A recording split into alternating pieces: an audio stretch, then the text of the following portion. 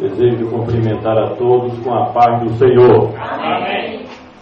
Amados irmãos, queridas irmãs, eu agradeço a Deus por mais uma oportunidade que o Senhor nosso Deus, Ele nos concede para o adorarmos na beleza da sua santidade. Eu costumo dizer, irmão João Vieira, que devo a Deus, desde a planta do pé ao alto da cabeça, cada fio de cabelo, porque a benignidade de Deus é muito grande para comigo, e a satisfação minha em fazer parte deste povo, do povo de Deus, eu não dou isso por nada, irmão, por nada.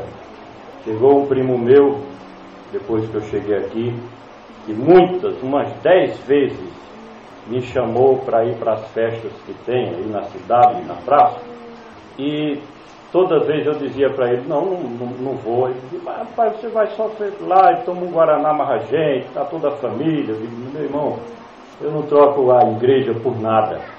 Pode me dar o dinheiro do mundo todinho, eu não troco pela igreja. Pode vir o que vier, eu não troco pela igreja, irmão. Porque aqui na igreja, dentro do povo de Deus, a gente tem tudo. E esse tudo, irmão Paulo, não é preciso riqueza não. A pessoa pode ter pouca coisa material e ser uma pessoa feliz. Porque eu digo para os irmãos o seguinte, quando a gente vive na presença de Deus, a gente passa luta, não passa? Problema, dificuldade. Agora, em toda luta que a gente passa, no final dela, Deus mostra e prova mais uma vez, irmão Zé, para nós, Ele prova cada dificuldade, cada problema que a gente atravessa na vida da gente, no final, Deus prova mais uma vez que Ele é bom, que Ele ama a gente, que Ele faz por nós, muitas vezes o que não podemos fazer.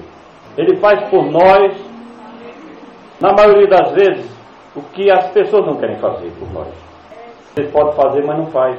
Então estar ao lado de Deus, fazer parte do rebanho de Deus, é um privilégio inconfundível. Ninguém entende, irmão Zé, da laje que desce aquela ladeira e sobe todo dia, toda noite para vir para a igreja. Sempre ninguém entende isso, irmão. Mas só ele e a esposa é quem sabe a bondade de Deus na vida deles. Eu dou sempre o meu testemunho. 27 anos é 27 dias? Não é, né, irmão? Não é, meu irmão. Não é.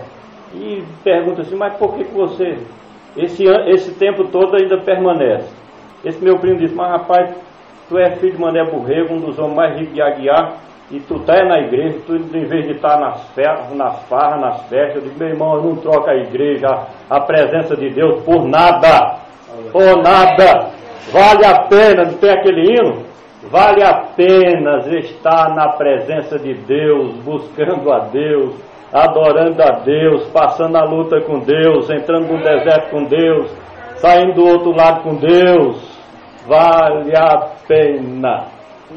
Pode vir o que vier, aconteça o que acontecer, mas sempre na presença do Senhor Jesus. Cada um da sua maneira. Um busca mais, outro menos. Não é? Tem aquela parábola que os trabalhadores, um trabalhou o dia todinho, aí o dono chegou e deu tanto, né?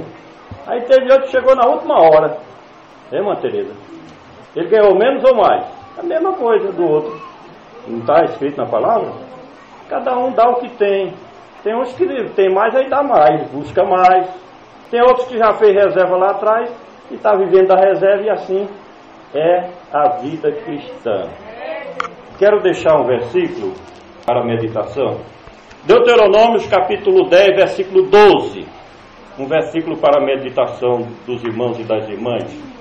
Glorificado seja o nome do Senhor Jesus. Versículo 12. Deuteronômio 10, versículo 12. Está escrito assim para nós. Os irmãos encontraram? Quem não encontrou ainda, diga, espera um pouco. Diz assim a palavra de Deus: agora, pois, ó Israel, que o Senhor teu Deus pede de ti, senão que temas o Senhor teu Deus, que andes em todos os seus caminhos, e o ames, e sirva ao Senhor teu Deus, com todo o teu coração e com toda a tua alma. Nós temos nesta passagem bíblica uma porção das Escrituras em que nos ensina como servir a Deus. A Bíblia, ela não foi escrita para eu pegar Van Vieira pela gravata e colocar ele contra a parede e dizer você tem que cumprir isso ou aquilo. A Bíblia diz, Paulo escrevendo, o que dantes foi escrito para o nosso ensino, como exemplo, para que pela consolação das Escrituras tenhamos esperança. Então Deus usou mais de 40 autores bíblicos para nos escrever a respeito da vontade de Deus. E o escritor Moisés, que escreveu os 5 primeiros livros da Bíblia, deixava registrado para o povo de Israel lições importantes, a fim de que aquela nação, após atravessar o Jordão, entrasse na terra de Canaã e ali passasse a servir a Deus. E diante do povo de Deus, Moisés, o grande líder daquela nação, trazia estas colocações importantes, orientadoras. O povo estava saindo do Egito, lá era totalmente diferente, irmãos. Muita idolatria, adoração, veneração às falsas divindades, muito ocultismo, bruxaria, coisas terríveis, porque era o Egito uma nação pagã, uma nação que não servia a Deus. Moisés, por uma missão da parte de Deus, tirou aquele povo do Egito e trazia para Canaã. Mas antes de entrar lá, ele deixou justamente tudo o que está escrito nos 5 primeiros livros da Bíblia. E nós encontramos aqui lições importantes. Eu acredito que diante da multidão, Moisés dizia assim, ou fazia a seguinte pergunta: o que Deus quer de nós? O que Deus espera de nós? Qual é a vontade de Deus sobre nós? Como é que Ele quer que nós vivamos, procedamos, falamos, o nosso dia a dia? Como é que Deus quer? Aí ele aqui traz um resumo, neste versículo, que tem muitas coisas. O livro do Deuteronômio é o livro da lei mesmo, em que tem os escribas e fariseus, e principalmente os escribas da época de Jesus, eles eram estudiosos da palavra de Deus, e eles detalhavam a lei de Moisés, e encontraram mais ou menos 360, porque o calendário judaico é diferente do nosso. O ano judaico é 360 dias, não é 365. O nosso é 365. O deles é 360. Então, eles encontraram 360 mandamentos na lei de Moisés. Um para cada dia. Já leu isso, Bal? Então, irmãos, ele aqui traz uma recomendação, irmão Geraldo, um resumo para aquele momento. E ele diz: e agora, ó Israel, o que é que o Senhor teu Deus pede? Pede. Quando se pede algo a alguém, é diferente de mandar, é diferente de ordenar. Pedir: ô Van Vieira, me dá um copo d'água. Se ele quiser dar, ele dá. Se ele não quiser, não dá. Irmão Zé, que tem essa grande missão de nos dar um copo d'água. Então Deus estava pedindo. O que Deus está pedindo? Primeiro, que temas o Senhor teu Deus. Que temas o Senhor teu Deus. E qual a importância deste temor? Geralmente, irmão, estou lendo um versículo quando eu tenho a oportunidade e não dá para explicar nem o versículo, porque o ensino da palavra é diferente da pregação da palavra. Pregação você... é assim? Mas o ensino é diferente. Aí eu vou parar agora que o tempo já chegou.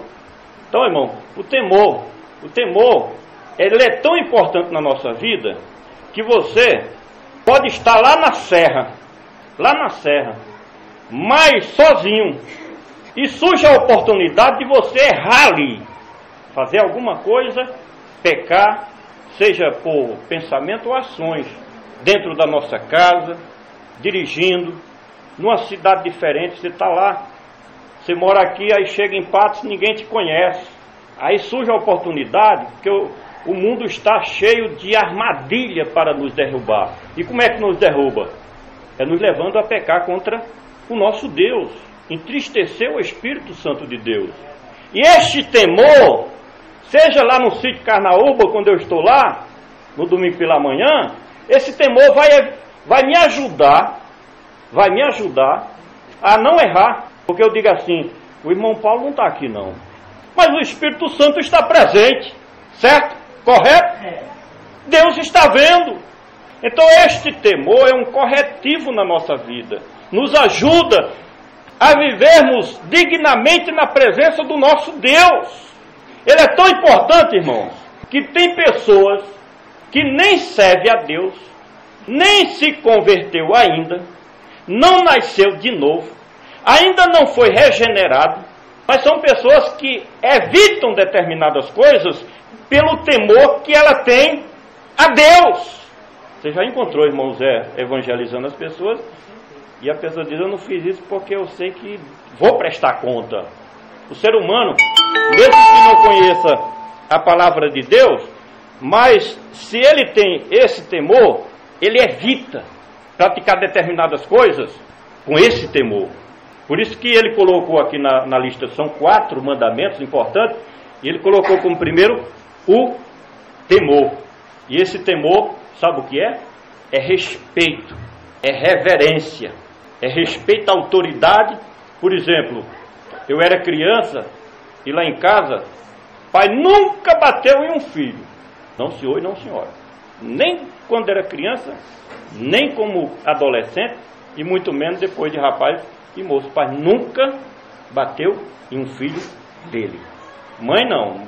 Mãe é diferente, porque a mãe é diferente. Puxa a orelha, dá um cocoró, um beliscão, uma chinelada. Não é assim? Para o bem. Nada de mal, para o bem. Hoje eu agradeço muito porque a minha mãe me corrigia. Mas pai não. Mas sabe o que acontecia?